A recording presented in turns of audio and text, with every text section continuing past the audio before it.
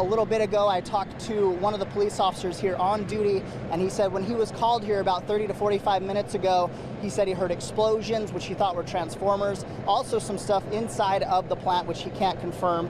But what we do know is that, as you can see, this thing is totally engulfed, and we've got multiple fire crews here working on this, trying to get the fire out. Now, we don't know what caused it or any of the information behind it, but as soon as we do, we will definitely come back and let you know. But for now, I'm live here in Williamston. Jace Harper, News 10.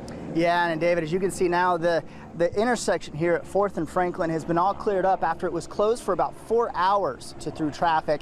Now, according to a statement the police sent us not too long ago, at 11:30 they responded to the shooting and they found the woman deceased in the driver's side of the Chevy Trax. There was also 2 males who are 17 years old that are now in stable condition at the hospital. We're going to have a little bit more coming up for you here, but it looks like to be a dispute between 2 groups. Now, most of the comments made in today's meeting were in favor of the vaccine mandate.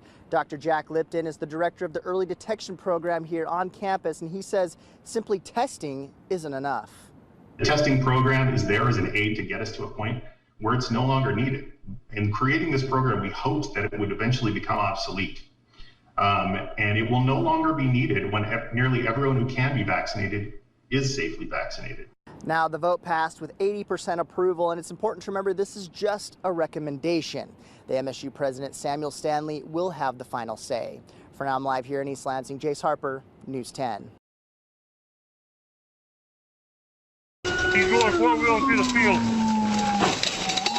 160 went through a fence, and went through basically 3 high tensile horse fences. Luckily never clipped any horses, never hit anything out there. You should be taking them out here pretty soon. We've got them getting rammed a couple different times. So he'll be ready. And that's when the police car clipped him and rolled the vehicle. He flipped and rolled over. Escaped Ingham County inmate Michael McCurchie was apprehended by Eaton County law enforcement on Springport Road south of Spicerville yesterday after leading them on a dangerous chase. He was out there. I saw him next to this red thing, and he was crouching. Young Blaine Nobach spotted McCurchie hiding in his backyard. I said, "Dad, there's somebody outside," and then he heard me, and then he started to run off. Blaine's father, John, showed Blaine a picture of McCurchie posted on social media beforehand. Blaine instantly knew who he was by the tattoo on his neck. I saw him through right there next to the window. He was sprinting. He got in my dad's truck. McCurchie found the keys in the truck and drove away with police in tow. A guy was pulling in the driveway at that time, and I started yelling for him to follow my truck. That guy was an undercover police officer. So he basically went between the barn and the pile out back here, through the middle fence, and basically ended up in the far corner. A short time later, McCurchie drove into a horse pasture owned by Scott Fillion, who has 2 horses, which he says were spooked but thankfully unharmed. Yeah, you can see right there, that's basically where his tires slid to. It was like a scene out of like Dukes of Hazzard, like a cloud of dust and guys are smashing each other. With a totaled vehicle resting in their front yard, Nobach says the feelings are still raw. Just the boys reliving the experience. I mean, we don't probably go 15 minutes without someone calling or someone asking about it, so. Even though there's mixed feelings, Nobach says they're trying to turn a negative into a positive. We're trying to make light out of it. I mean, not every day that something like this happens, so. With no injuries to any associated parties, McCurchie was taken back into custody. In Eaton Rapids, Jace Harper, News 10. You don't know whether it's a firecracker or a gun. Brian Arosius recounts the moment his girlfriend realized the popping noises were gunshots. She's a little shook up, you know, she's a first-time mother as well, and to imagine that she could have lost her child or her child could have lost her, you know, so she's trying to fight through that, and it's tough. As bullets were spraying all over the place here in this neighborhood, Brian Arosius' girlfriend and his baby girl were inside in the living room when a bullet hit the window and went through. What she noticed was the drywall going across the living room and my daughter being on the couch and diving for it, and then once she heard the shots, then she knew what it was to get to the bathroom. Just moments before, his girlfriend was working at her desk within inches from where the bullet entered the home. Right, this window right here, her desk is right there. It came right through the window pane, it nicked her desk to go up to the ceiling. And unfortunately, this is a situation Arosius isn't a stranger to. I stay just off of South MLK near Jolly, and there's shootings all across the street or in my complex all the time. And about 2 months ago, I had a bullet go through my window as well, right where I eat dinner at every night. With yet another life of a teenager claimed, he says he continuously worries about the youth. He says their access to guns has become too easy. They're getting them just as easy as the adults are, and they don't have no care for the innocent. You know, there's elderly that live out here, other children, you know, my 2-year-old. In Lansing, Jace Harper, News 10.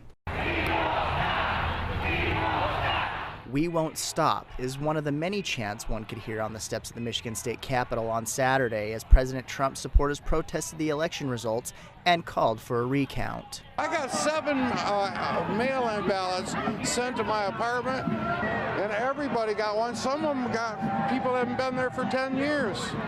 You know, I mean, there were stacks of them. A joint Senate and House committee meeting made a decision to adopt subpoenas of records from the state for the purpose of investigating claims of fraudulent voting practices in Michigan. While across the street, hundreds of protesters honked their horns, played music, and chanted in an effort to be heard. The Republican leadership, not the people who happen to be Republican, but the leadership, they should know better. They know better.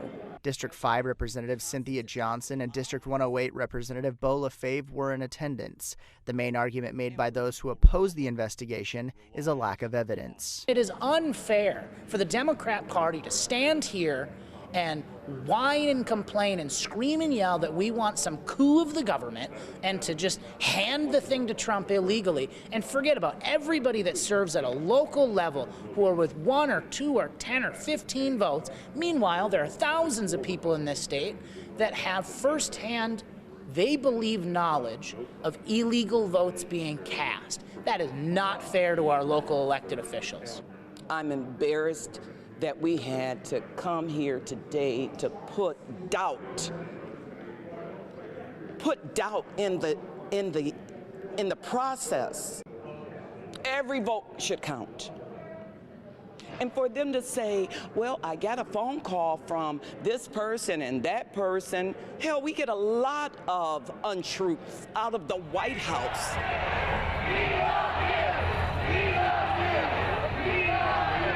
Jace Harper, News 10.